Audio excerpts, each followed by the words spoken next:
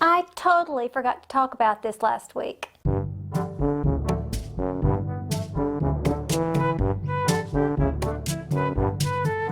Hey everybody, it's me, Margaret. I'm a Mississippi native transplanted to Atlanta, Georgia, where I sheepishly share things I love with you. And today I love lots of good things to talk about, especially this little hat that I made. I got the stitch from Moogly.com, who is a fantastic crochet person. If you don't know who that is, I'll link her blog below.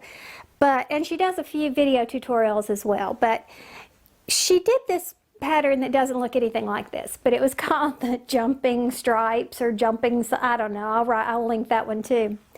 But basically I think it was a half double crochet, chain one, half double crochet, chain one, and then you did the next round in a different color, or, well actually that wasn't her pattern at all, but I was intrigued by that stitch, and I think the stitch is actually called a brick stitch. At least that's what some of you told me on Instagram when I posted this picture. I don't know if you can see. Isn't it pretty? It's like a woven type of stitch. And this is just a basic half double crochet hat, and I just put that band of patterning around on there. But I thought that turned out so pretty. The yarn that I used for this is that Sheepish yarn that is 70% acrylic, 30% wool, and I think it's discontinued. Bernat Sheepish. Got a whole bunch of it for a great price a long time ago, and that's what I'm doing, is trying to use it up. But I think I was very successful with this little hat, if I do say so myself. Now I have nothing finished to show you, but what I'm working on is this shawl or shawlette. I'm not sure what it's actually going to be. I have a few more of these rows to do. Can you see how it's a lace row and then a regular garter row? I think I have about 5 more to do, and I'm on the long end here. But I really, really like the way this is turning out. I'm using linen yarn for the first time, and I'm not going to talk about that just yet, about my experience with that. Let's wait until I finish it and get it blocked, and then we'll talk a little bit more about the specifics of working with linen. But in case you want to know, it's called Euroflax by Louette Yarn, and the color is Angelfish Blue. Isn't that nice? Now the pattern is a free one by Plymouth Yarn, and I didn't realize it had a name. I totally overlooked. It's called Nettle Grove Ridge Shawl. I thought it was just this F691, which you can find easily if you search with that code number. But I do like the shawl, and I probably will be using it again in some different yarn. It's pretty easy, and I really like the look. And see my big project bag I'm using for that shawl? This is one of Erin, Give Me Yarn 418's designs. The fabric, I don't remember where she gets this fabric from, but she could order this with my logo on it, which I thought was so fun. And then I got to looking at it the other day and I thought, oh my goodness, what if we shrink that to like little 1/2-inch sheep, tiny, tiny little sheep, and put them all around? I can make a skirt out of that. And speaking of Erin, this is some yarn that she gave me on my last trip to Vermont.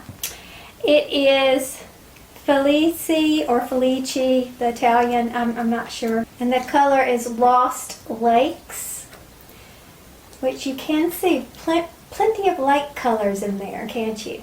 Water, of course, and then the green, I guess that would be like what, algae, or the plants growing along the side. Just thought that was pretty. But I'm starting a pair of socks with that. This is a really soft sock yarn. I really, really like the way it feels. I'm doing the Pebbles socks that Erin, too, has done in the past, and it's very simple. And you know, I didn't want to get too fancy with my patterning or anything like that. It gives you just a little bit of texture to go on the socks. So I'm really excited about this one.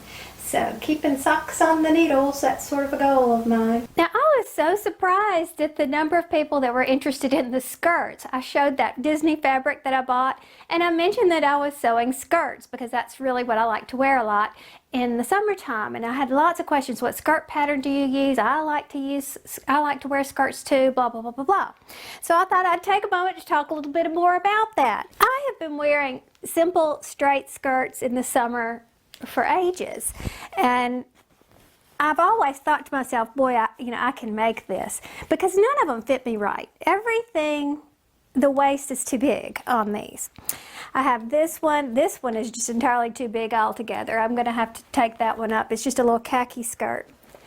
But then last year at the Memorial Day sale, I bought this one at Talbot's. Isn't that cute? And it was not cheap by any stretch of the imagination, but I got it for like 75% off, so it made it a reasonable price. And this is what kills me, is I had made these skirts many times before, and this is almost my exact pattern. The only difference is this one has a side zip, but look how simple it is. It doesn't have a waistband. You just flop this down like that. And so you just have a plain little skirt with a zip. And that's exactly the pattern that I've been making for years. And a lot of you asked about it. It's a new look pattern, number 6843. And I always do view C, which is this one, the very basic straight skirt.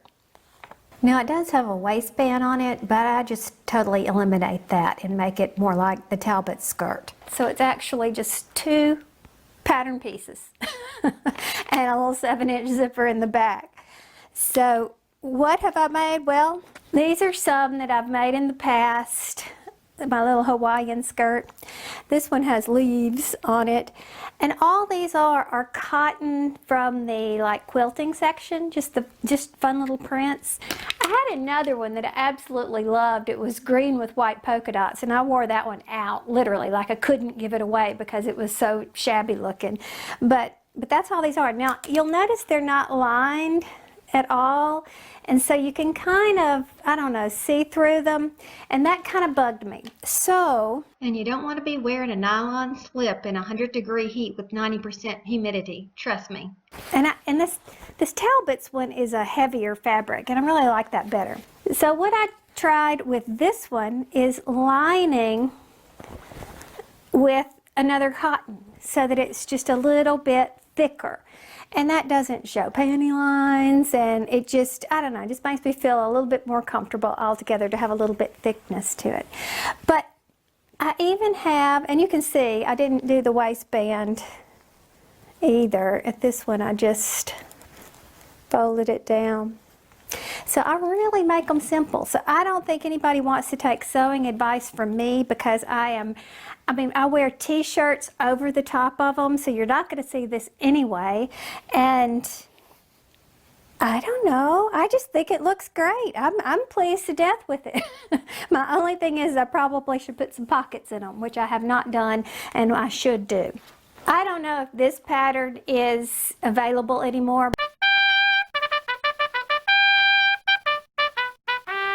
because I think I bought this when the big kids were in middle school. That's how long ago it is. But clearly it's just a classic skirt pattern, and there are a million on the market. You can probably even find PDF printable free versions on the internet. So, dun-da-dum, there's a Mickey skirt.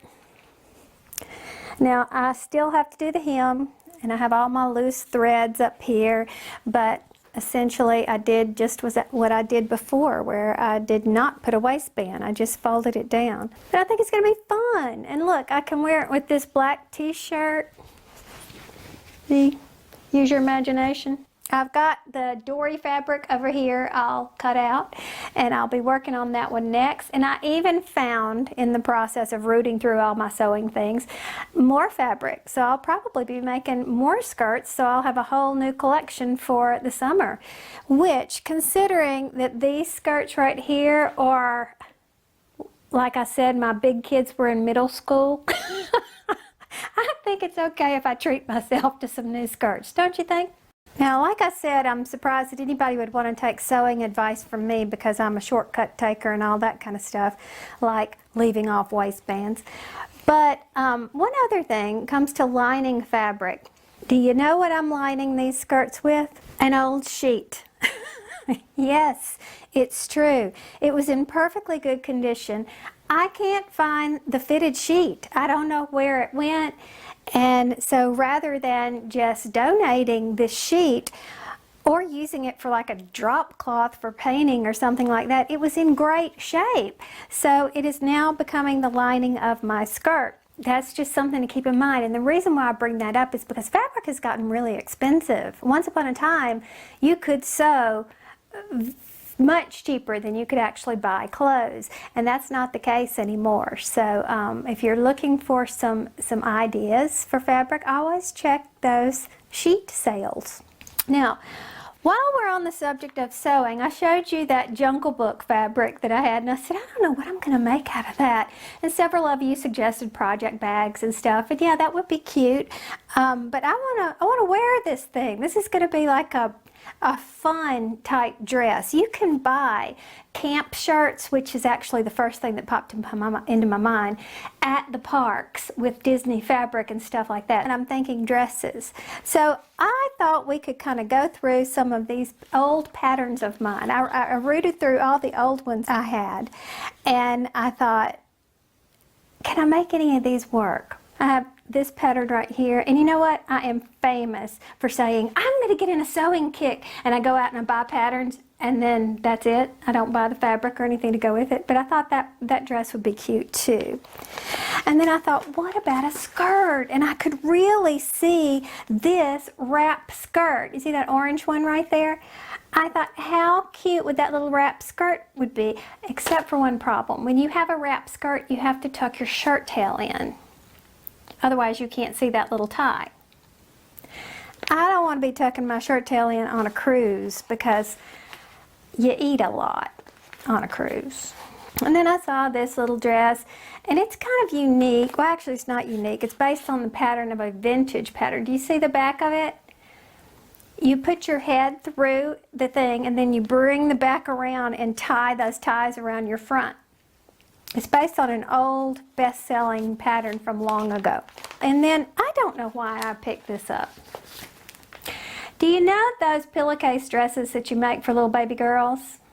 Where you just gather the top like that? That's what this is. And it is just, I don't know. I like this one right here. I definitely do not like it belted. I don't think I can carry that off. That's a little young for me. However, this is an option. I like this one. Except for the fact that it has a built-in waistband, and I want something loose or stretchy because you eat a lot on a cruise. So that led me to this one right here. Well, I guess it's all the same thing. Well, pretty much all the same thing, whether you change the yoke or put a bow on the yoke or something like that. But I don't know. This is what I have that would work. I'll still look. I'm still thinking. Stay tuned for that Jungle Book fabric. I've been fortunate to have received some objects to review. The other day I got a steamer, and it was fantastic. Be sure to check that out. If you don't own a steamer already, this would be a great way for you to get started steaming, because once you do steam, you're going to think, how on earth did I live without this little gadget?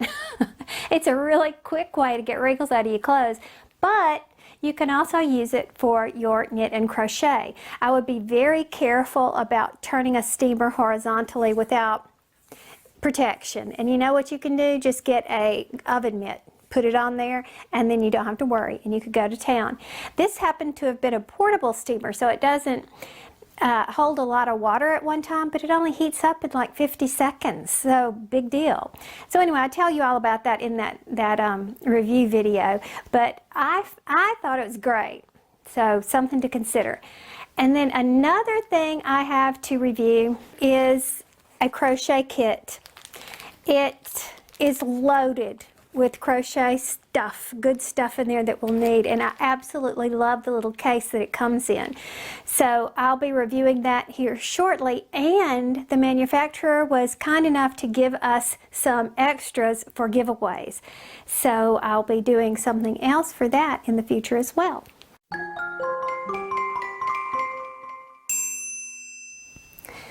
Now for today's treasure chest, I want to point out this book, but it's not about this book. It's about a YouTube channel that is using this book to teach us how to make some simple crocheted shell tops with the designs that are found in this book.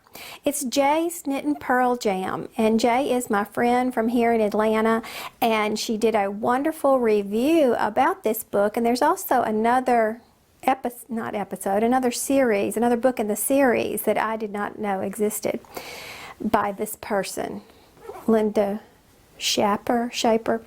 Anyway, Jay has taken this book and some of the stitches, and then she has her own designs of a basic shell top, and she teaches you, even if you are a rank beginner, you can follow these tutorials. So I'm going to put links in the description box below for you to check that out.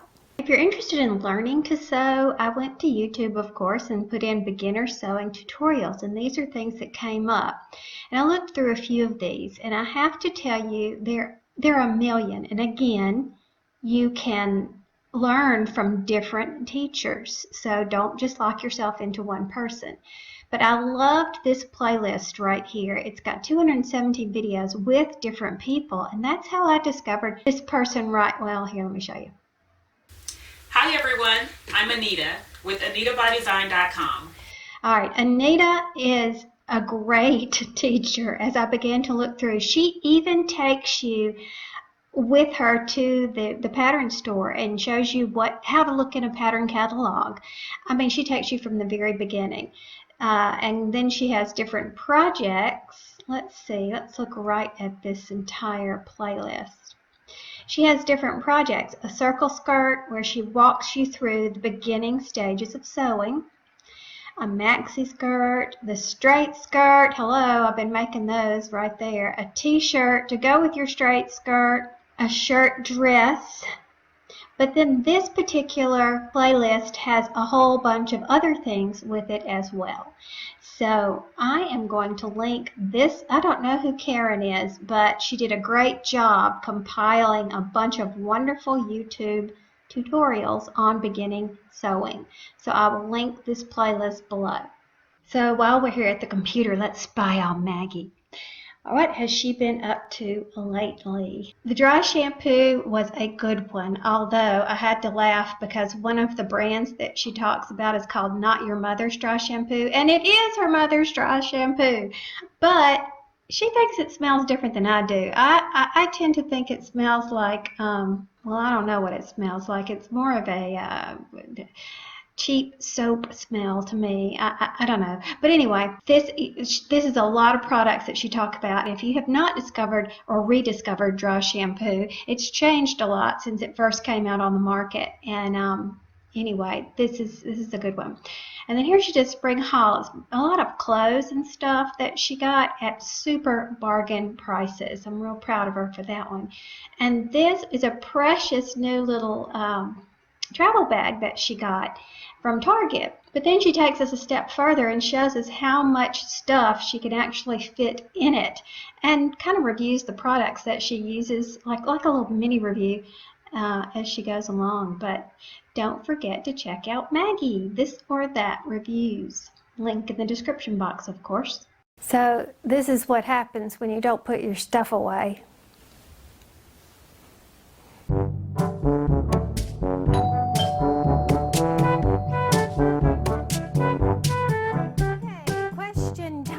When we had the giveaway, we had comments, questions, anything I could share, and there were some questions for me, so I'll answer a few of those right now. This first one comes from Joan Jensen, and she said, "Hi Margaret, I was wondering if you have ever knitted a sweater for yourself. Thank you for sharing." Nope, never have for myself, but I have knitted one for my daughter, the only sweater I have ever knit. She wanted one of those Harry Potter Weasley sweaters, and I did it. and it turned out pretty well. So I'll link to one of the videos where I had talked about that. There were several as I was going through the process, but yeah, it turned out great. Then Ann Traylor asked, she's working on her first Afghan, and she said, I'm curious to know if you have a favorite Afghan pattern. As I've talked before, I've never made an Afghan, ever. I'm generally shy away from big projects, but yeah, that's why. All right, now here's a question that maybe you guys can weigh in on for the answer. She says, this is from Ruth Hettig, I think, and she says, working on a crocheted backpack, how do I make the bag fabric less slumpy? Experimenting with string and love the look, but not quite firm enough. If I could stiffen it up somehow, that would be perfect. I don't want a thick, bulky yarn since I'm trying to keep it a dressier, feminine look.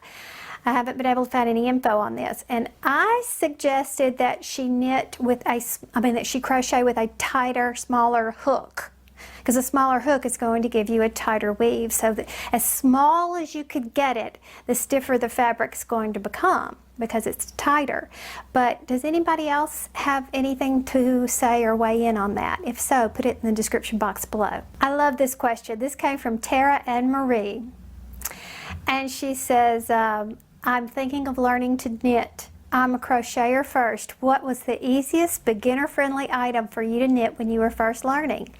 And the answer is dishcloths, for several reasons. First of all, cotton is not slippy slidey. If you pair the cotton with a bamboo needle or a wood needle of some sort, then you have even more friction. So that makes it a little bit easier to control. And thirdly, so what if it doesn't turn out great? It's just a dishcloth. You can clean with it, right? But I thought it would be fun to show you my first dishcloth. And yes, I keep it right here. First of all, the pattern is called Grandma's Favorite Dishcloth or something like that. Grandmother's Favorite Dishcloth. Very simple, but this is how it turned out my first time. It is lopsided. It's supposed to be square. You can see holes where there shouldn't be holes right here. The bind off was wacky. What happened here? I'm not even sure. It looks like I just didn't even finish the corner. Can you tell that?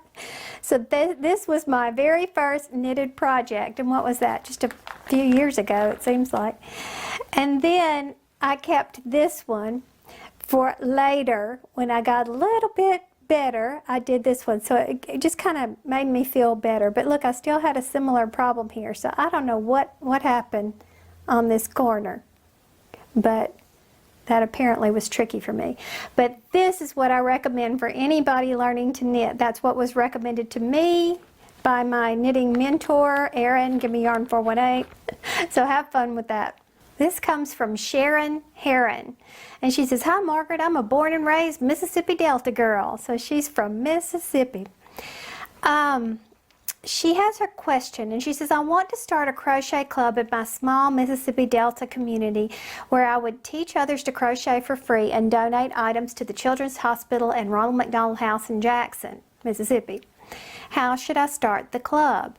And this is tricky because we're not there. We don't know exactly what's going on in your community. I'm guessing.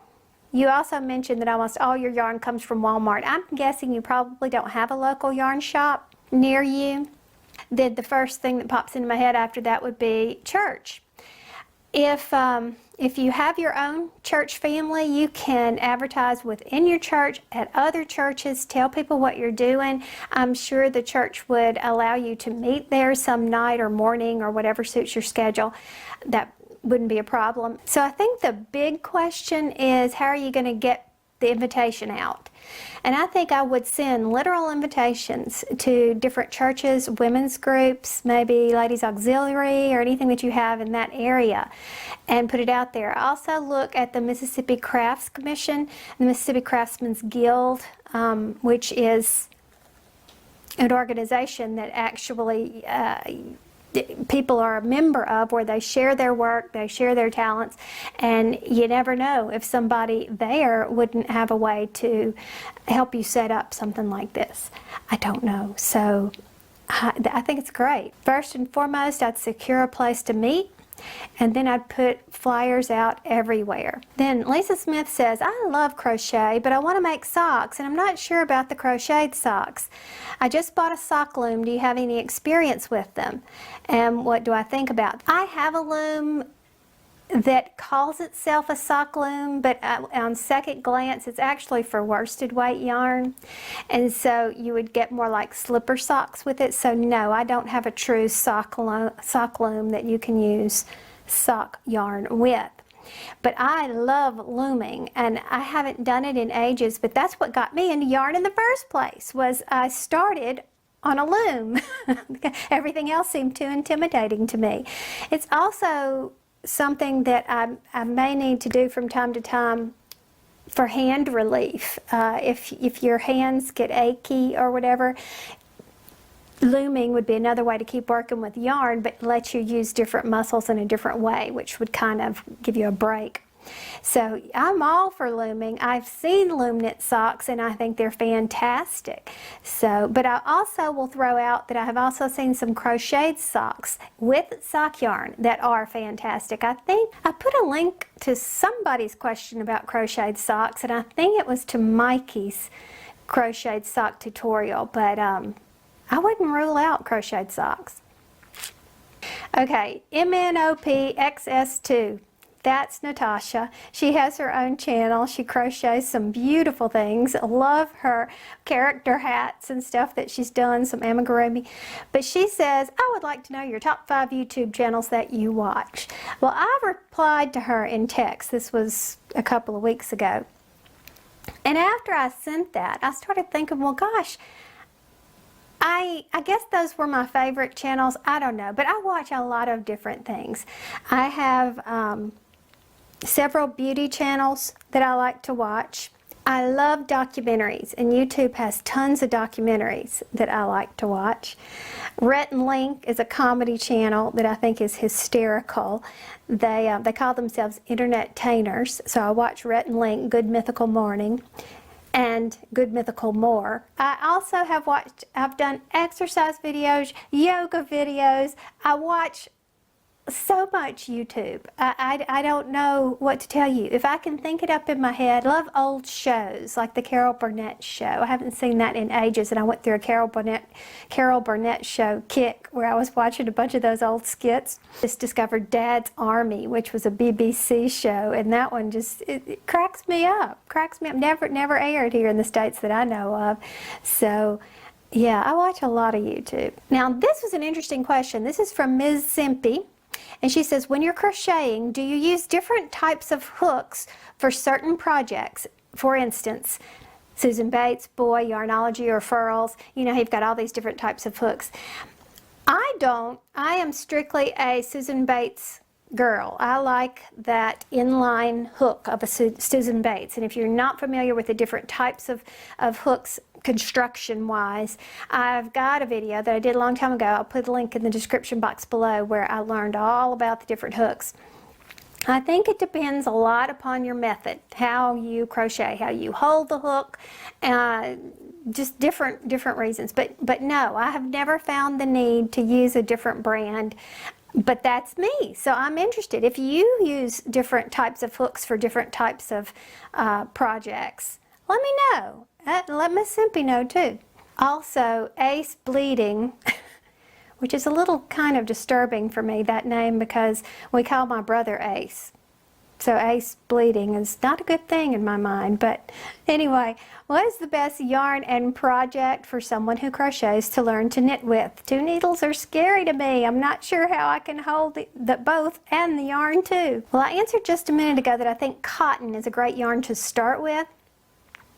And 2 needles are scary. It's very awkward, I think, at first for you to figure out how you're going to do it. But I will tell you that I found, as a crocheter first, I found knitting Continental to be much more natural for me because the working yarn is coming from your left hand and you wrap with the left hand, which is exactly what happens when you crochet.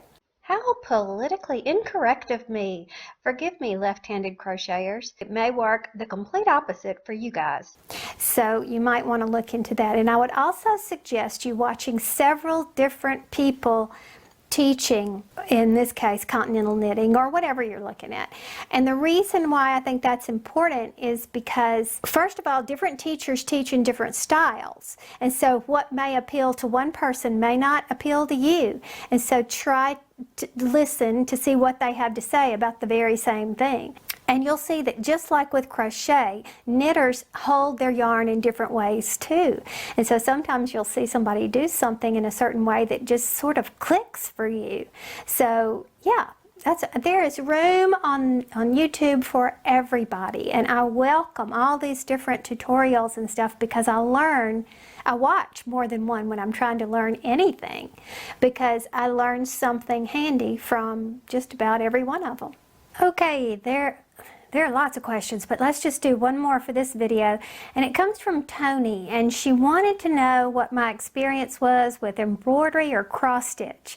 And I have never done embroidery per se. Well, when I was in middle school, I had attempted it. It was all the rage back then. But it was a little hard for me at that stage of my life. And then I dropped it, didn't care much about any of that. And then in college, cross stitch became the thing. And so I picked up cross stitch and I loved it. We all did it. It was just something we got a big kick out of. And I did most of it on the Ada cloth. She wanted to know what I had done it on. As a matter of fact, I've shown I was pretty recently I think it was pretty recently, my last cross stitch project was a Noah's Ark that I was working on for my first son's room when I was pregnant with him. But he came early and so I never finished it, and I have this partially finished, very pretty Noah's Ark that I just can't seem to part with for some reason, but yet I don't have any interest in finishing. So I have done work on a pillowcase, but not the pre-stamped kind. It was a tearaway cloth. I don't know what the proper terminology is for it, but it was like tearaway Ada cloth, and you just put it on top of the fabric and then locked it in the hoop, and then you followed the pattern, and then when you finished, when you got it wet, the cloth would just disintegrate and tear it away. So I've done that. I have done a hand towel which actually had the Ada cloth on the bottom. But my question for you, Tony, is do you do all those things? Sounds to me like we need to be seeing some pictures of this. So I think that's all we've got right now. So thanks for watching, and I hope to see you next week. Talk soon. Bye.